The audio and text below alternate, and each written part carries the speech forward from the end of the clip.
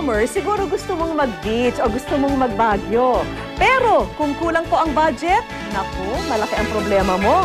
But don't you worry, meron kaming bright idea. Alam nyo kung ano? Negosyo.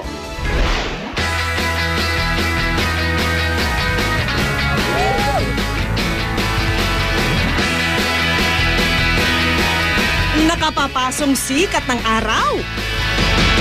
Maalinsangan na hangin. Walang tigil na pagtagaktak ng pawis. Walang duda, summer na sa Pilipinas.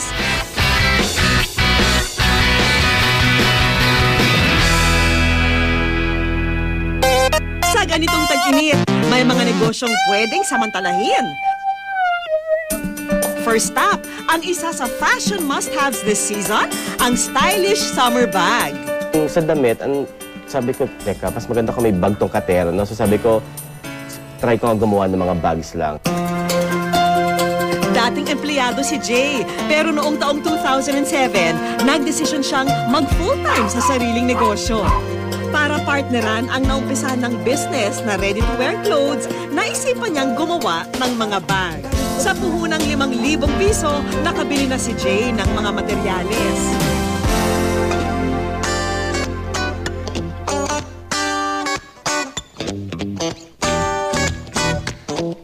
So sa paggawa ng bag, kailangan natin unang-una yung kanyang pattern. So from this pattern, ika-cut natin yung tela.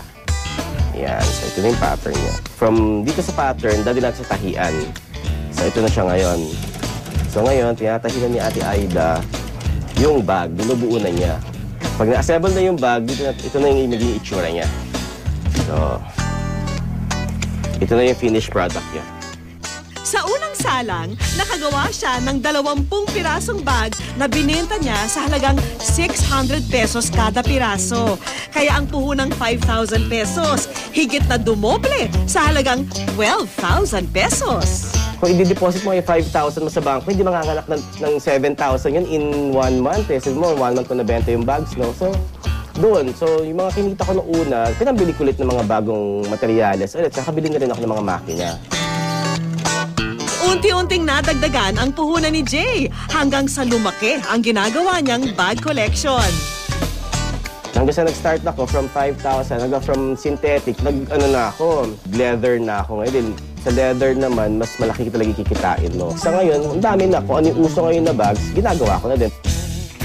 For his summer collection, maliban sa native bags, hit din ang kanyang synthetic designs at magagarang leather bags. Dahil sa pulidong disenyo at quality ng kanyang mga produkto, mabilis daw nabebenta ang mga ito. At salamat sa kanyang mga loyal suki, naging tuloy-tuloy na ang kanyang pag-asenso. Actually, lahat yung gusto ko parang nakuha ko na rin eh. At this point, parang I'm contented.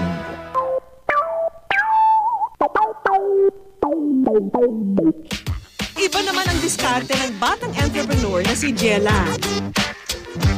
Second year college lang siya nang simulan ang kanyang munting negosyo. Ang pag-customize ng mga closed shoes gaya ng espadrille sa pamamagitan ng pagpipinta ng mga ito.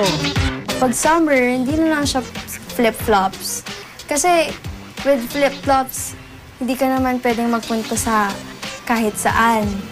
For summer, at least, yung closed shoes, kahit saan, pwede mo siyang dalhin and personalized pa siya. You can stand out.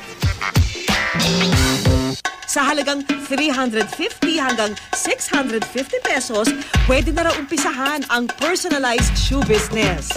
Ayan, so ready na lahat ng gamit natin. So, ang una natin gagawin is mag-paint tayo ng pang-coating sa sapatos. So, pupunuin natin siya ng white. The best daw ang paggamit ng acrylic kasi wala pang 5 minuto, tuyo na ang pintura sa tela. Ayan, so tapos na yung basic coating. Yung next na gagawin naman natin is yung sketch. Gamit ang pencil, iguhit ang design sa sapatos. Pagkatapos, pwede na itong pintahan.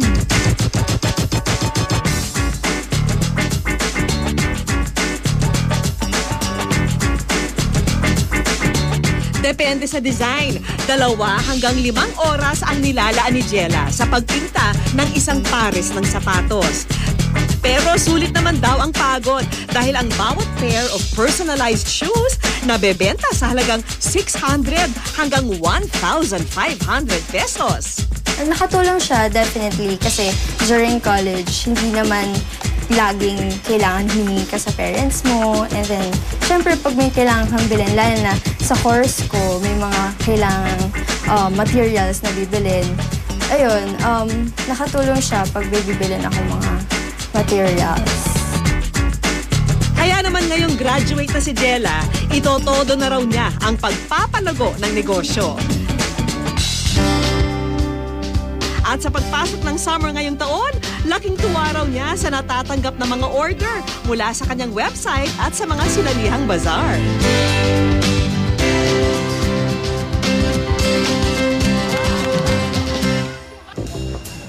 Creativity rin ang #1 puhunan ng negosyong ito na perfect ngayong summer, ang henna skin art. Hindi lang sa beach pwedeng i-set up ang negosyong ito. Anytime, anywhere, pwede itong umpisahan sa halagang 432 pesos lang.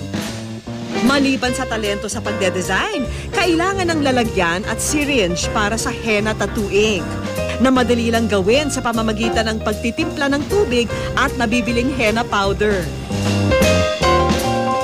Ang kakaiba sa henna art ko or skin art is makita mo na after niyang matapos na hindi siya malalaman na basta henna, kundi akala nila magiging siyang permanent tattoo.